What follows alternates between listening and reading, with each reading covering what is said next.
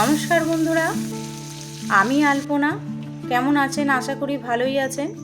আজকে আমি আবার মাছ নিয়ে এসে পড়েছি আপনাদের কাছে, মানে ইলিশ মাছ। ইলিশ মাছ তো সবারই ভালো লাগে, প্রিয় মাছ। সেই জন্য আজকে আমি ইলিশ মাছের ঝাল বানানোর জন্য সর্ষে নিয়ে নিয়েছি, 2 রকম সর্ষে আর পোস্ত, তার সঙ্গে একটু নুন আর কাঁচা লঙ্কা নিয়ে এগুলোকে ভালো করে আমি বেটে নিচ্ছি। আমার বাটা কিন্তু হয়ে গেছে, দেখুন।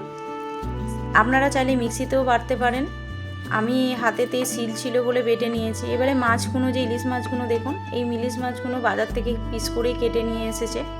এই ইলিশ মাছগুলো ছোট, বেশি বড় নয়। তো এইগুলো ভালো করে আমি নুন হলুদ ভালোভাবে মাখিয়ে নিয়েছি। এই নুন হলুদ মাখানোর পর আমি এইটাকে রেখে দেবো একটু। যেই সর্ষেটা বেটেছিলাম তাতে তো একটু লবণ দিয়েছিলাম, তার উপরে একটু হলুদ গুঁড়ো আর অল্প করে একটু লঙ্কা গুঁড়ো দেবো, যেহেতু কাঁচা লঙ্কা এতে দেওয়া আছে বাটা। দিয়ে এতে একটু জল দিয়ে আমি এবারে ভিজিয়ে এটাকে রেখে দেবো। এইটাই আমি ব্যবহার করব রান্নাতে, আর কিছু দেবো না। হয়ে গেছে আমার গুলা, নিয়ে রেখে দিয়েছি। এতে ছোট ছোট 2টো বেগুন নেবো। এগুলোকে লুড়কি বেগুন বলে বন্ধুরা। আপনারা বাজার থেকে বড় বেগুন চাইলে কিনে করতে পারেন। এই বেগুন আমার গাছে ছিল বলে আমি করেছি। দেখুন আমার পিস করে কাটা হয়ে গেছে। এরমভাবেই 4 খাদি করে আমি কেটে নিয়েছি। 2 পিস বেগুনে 8 খাদি হয়েছে। আমার কাটা হয়ে গেছে বেগুনগুলো। এবার তুলে নেব, নিয়ে আমি এবারে কড়াই বসিয়ে দেবো। এতে একটু সর্ষের তেল দিয়ে দিয়েছি। সর্ষের তেলটা দেওয়া হয়ে যেতে গরম হয়ে গেছে। এবার একটা একটা করে আমি মাছগুলোকে তুলে দেবো। আমি এখানে 5 পিস মাছ ব্যবহার করেছি। মাছগুলো যেহেতু মুড়ো আছে, একটু ভালোভাবেই একটু মুড়োগুলোকে ভাজতে হবে। ইলিশ মাছ হালকা করে ভাজলেই ভালো লাগে।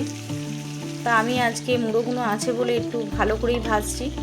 আমার ভাজা হয়ে গেছে দেখুন। এবার একটা একটা করে সব তুলে নিয়েছি। এই মাছগুলো অনেকটাই তেল আছে, তাই এতটা তেলে আমি দেবো না। একটু কালো জিরে কাঁচা লঙ্কা দিতে গেলে প্রচণ্ড তেলটা হয়ে যাবে। একটু তেলটা ঢেলে নেব। এবারে কালো জিরে কাঁচা লঙ্কা দেখুন আমি দিয়ে দিয়েছি। দিয়ে এই যে বেগুনগুলো ছিল, এই বেগুনগুলোকে আমি ভালোভাবে ভাজবো। আপনারা চাইলে কাঁচাও টকদা ব্যবহার করতে পারেন বেগুনগুলো। আমি একটু তেলেতে ভেজে করব আজকে, অনেকেই কাঁচা করে। দেখুন ভাজা হয়ে গেছে। এবার সর্ষের যে জলটা করা ছিল আমি সেটা ঢেলে দেবো।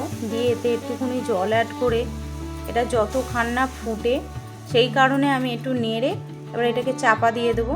দেখুন আমার কিন্তু ফুটে গেছে ঝোলটা। এতে এবারে এক পিস করে মাছগুলোকে আমি তুলে দেবো।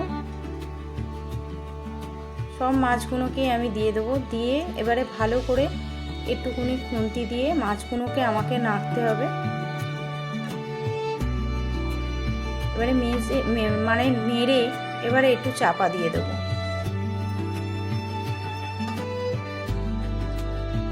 দেখুন আমার কিন্তু সেদ্ধ হয়ে গেছে। দেখুন বেগুনটাও আমি তুলে আপনার দিকে দেখাচ্ছি, কত সুন্দর সেদ্ধ হয়েছে। দেখুন বেশিক্ষণ লাগে না, 5 মিনিট লাগে। দেখুন আমার কিন্তু ইলিশ মাছের বেগুন দিয়ে সর্ষে বাটা দিয়ে ইলিশ মাছের ঝাল আমার কিন্তু রান্নার রেসিপি রেডি হয়ে গেছে বন্ধুরা। আপনারা চাইলে এইভাবে বানিয়ে খেয়ে দেখতে পারেন। তার সঙ্গে ওপরে একটু সর্ষের তেল অ্যাড করেছি। এই ঝাল আপনারা না খেলে বুঝতে পারবেন না, দারুণ লাগে খেতে। এইভাবে গরম ভাতের সঙ্গে আপনারা বানিয়ে অবশ্যই খেয়ে দেখবেন। কেমন হয়েছে অবশ্যই বন্ধুরা বলবেন আমাকে কমেন্ট করে।